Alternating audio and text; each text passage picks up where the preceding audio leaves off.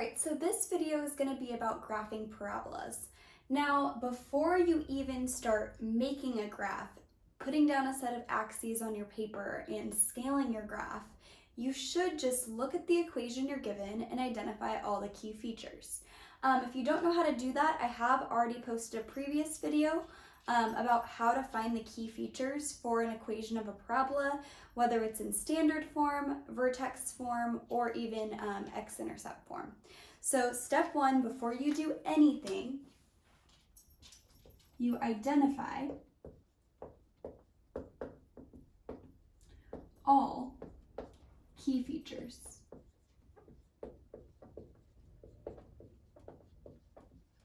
Okay. And what I mean by key features are the things that differentiate that parabola you're graphing from any other parabola. And what that would be the vertex. It's good to know the concavity, whether it's concave up or concave down. You should know the X-intercepts and the y-intercept. If you know all these things ahead of time before you even start sketching your graph, you know exactly how to scale your graph too. Like for example, if you have a vertex that's at, let's say, -3, -8, you know that you need to go at least down to -8 in the y direction. And it's good to know whether it's concave up or concave down so you can make sure all those key features are going to be able to be graphed on your coordinate grid.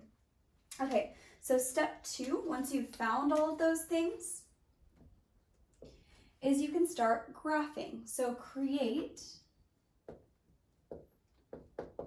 an XY plane and scale it.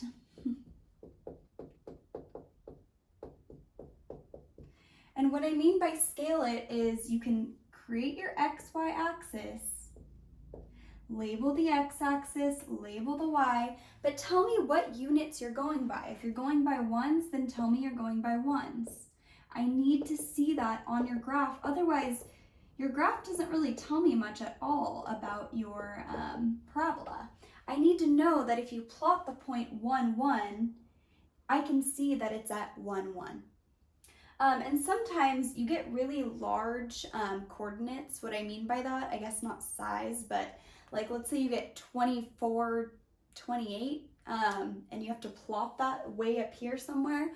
It's better to go by like 5s or something in that case, so you can make sure that your graph isn't humongous, but you're getting all the key features that you need. So step 3, we'll use blue. Plot all key features. So you're going to plot your vertex. Obviously, you're not plotting your concavity, but your key points will actually help you with your concavity. Your X-intercept, you need to plot if they have one, and your y-intercept. That's all going to help you get that the curve of your graph correct. And then your last step is to connect all those dots. Connect the dots.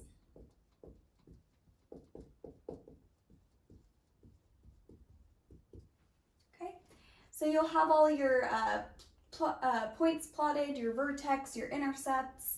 You just connect them and you'll get your parabola. Okay, so now we're going to do an example of this. I'm going to only do an example of an equation given in standard form because you can find all these key features no matter what the form is. And once again, I do have another video that goes over in depth how to find all of the key features regardless of what form it's given in. Okay, so I'm going to graph the parabolic equation y equals -x² plus 2x plus 3. So the first thing that I'm going to look at is this a right here. That's the coefficient in front of my x² term.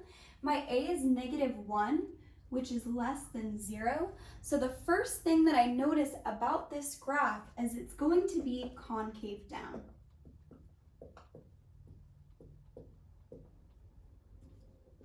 Notice how I did not just jump straight to drawing an XY axis. I didn't try to do anything like that first. I'm just going to identify the key features. So we know it's concave down. Also, this is in standard form, so right off the bat, I can see my y-intercept is 3. So my y-intercept is 0, 3. Okay, the next thing I need to do is find my vertex and my x-intercept. So there's a couple of things a couple of ways we could do this. I could take this equation and I could put it into vertex form by using completing the square, or it actually looks like it's probably factorable. So let's actually try to factor it so we can get our x-intercepts. So 0 equals negative x squared plus 2x plus 3. Now remember, when you're factoring, you don't want your coefficient to be attached to that x squared. You want to factor it out from everything, if you can. So in this case, I can. So 0 equals negative x squared minus 2x minus 3. Now I'm going to factor this x squared minus 2x minus 3, and I'm going to use the box and diamond method. Okay, so I have my box. You put your x squared term right here in the top left corner, and then you put your constant term, negative 3, in the bottom right. There's my box. Now I need my diamond, which really is an x because I'm not that good at drawing a diamond. We multiply these together and it's negative 3x squared. We put our middle term, which is negative 2x, down here.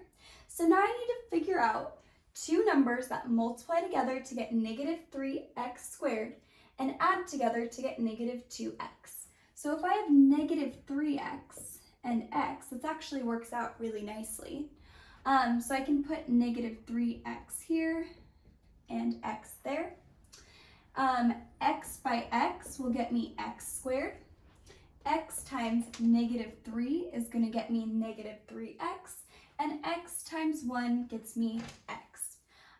Now let's just double check. Negative 3 times 1 does in fact equal negative 3. So I did factor correctly. That means that 0 equals, we can't forget this negative sign here, negative x plus 1 times x minus 3. This right here is equivalent to x squared minus 2x minus 3. It's just in factored form. Now we can use our zero product property. So either x plus 1 equals 0 or x minus 3 equals 0. So x plus 1 equals 0 or x minus 3 equals 0. I'm going to subtract 1 from both sides. I end up with x equals negative 1. I'm going to add 3 to both sides. X equals 3. So I have my two x-intercepts.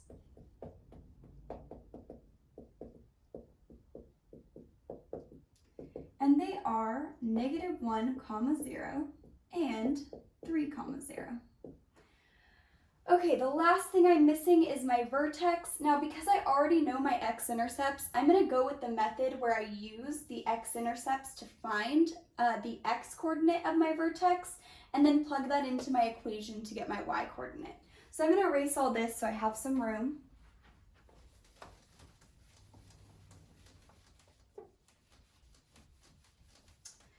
Now remember, knowing the symmetry of a parabola, my vertex is always halfway between my x-intercepts just because it's symmetrical. So I just need to find the x value between my x-intercepts to get the x-coordinate of my vertex. So to do that, it's negative 1 plus 3 divided by 2. Negative 1 plus 3 is 2. 2 divided by 2 is 1. So the x-coordinate of my vertex is going to be 1. Now I just need to plug in x equals 1 to this equation to get my y-coordinate of my vertex. How far am I going down to get to that vertex? Or up or down? So y equals negative 1 squared plus 2 times 1 plus 3. -1 squared, notice the negative signs outside of the parentheses, so it's 1 squared, which is 1, times -1, which is -1.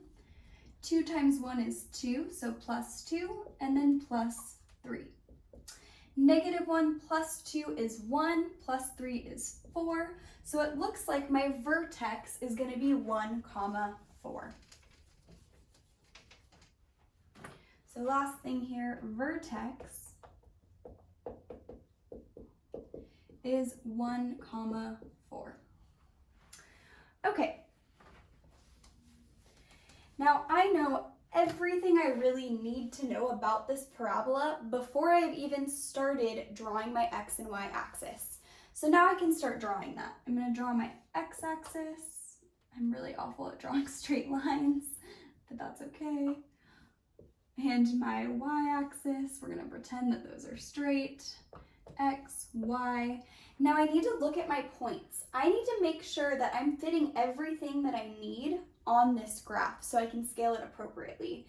It looks like, so my vertex is at 1, 4, it's concave down, so I really only need to go up to maybe 5 because it's going to go like this.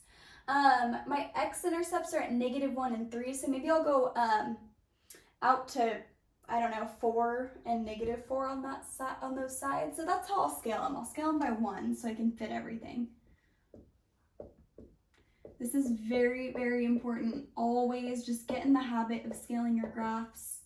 Don't be lazy about it. My students get really lazy about their graphing. But you want nice, clean graphs.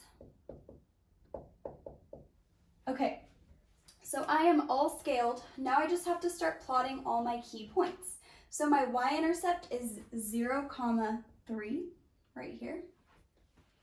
My x-intercepts are -1, 0 right here, and 3, 0 right here. And then my vertex is at 1, 4. Okay, so now you just connect the dots. So my my parabola is concave down, and I've shown all my key features of that parabola.